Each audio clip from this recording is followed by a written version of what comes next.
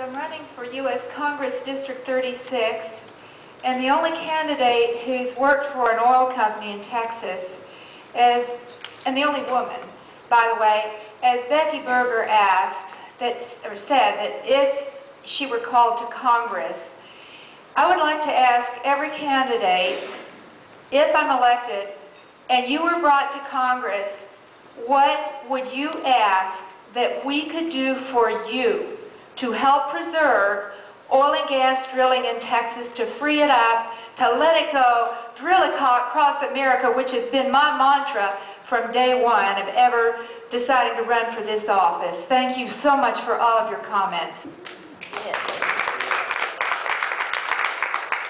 As a former candidate for Congressional District 33, one of the things that I really wanted to pursue was even broader than what you're describing.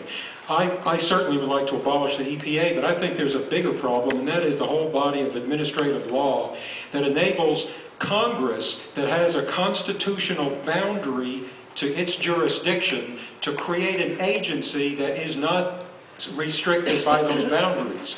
How is it that the Congress would not be allowed to tell you what kind of gasoline you can put in your car, but they can create an agency and that agency can do it? That's a problem.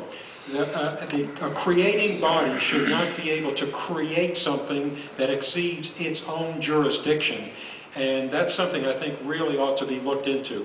And also remember that rules and regulations that an agency, EPA is the one that we're looking at now, which is a very egregious example, but there are plenty of others, that when they make a ruling, it's never voted on, it's not given the scrutiny of a law, but they have the power to enforce it as if it was a law.